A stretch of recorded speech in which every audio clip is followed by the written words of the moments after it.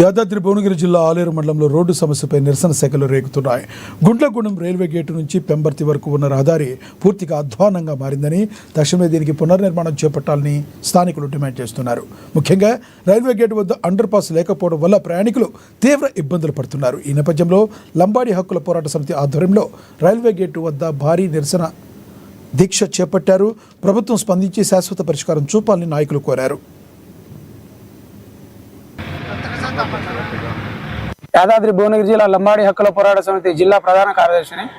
ఈరోజు నిరసన దీక్ష చేయడానికి గల కారణం, గుండ్లగూడెం రైల్వే గేటు నుండి పెంబర్తి రైల్వే గేటు వరకు గల బీటీ రోడ్డు ఇప్పటి వరకు 30 సంవత్సరాల కాలం చెల్లినా కూడా ఏ ఒక్క అధికారి కానీ, ప్రజాప్రతినిధులు కానీ, స్థానిక సర్పంచ్లు కానీ, ఎమ్మెల్యే గారు కానీ ఎవరు పట్టించుకోవడం లేదు. 30 సంవత్సరాలు దాటినా కూడా ఈ రోడ్డుని మొత్తం ఎవరు పట్టించుకోకుండా అయింది.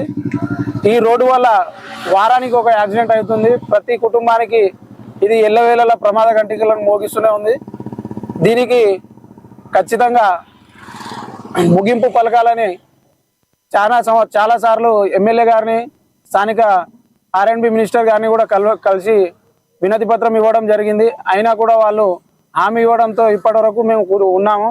ఇప్పుడు ఎలాంటి హామీ వద్దు, మాకు శాంక్షన్ లెటర్ ఇచ్చే వరకు, వాళ్ళు ఇక్కడికి వచ్చి శాంక్షన్ లెటర్ ఇచ్చే వరకు మేము ఈ నిరసన దీక్ష కొనసాగిస్తూనే ఉంటాము. దయచేసి మా ఈ 4 గ్రామాలకు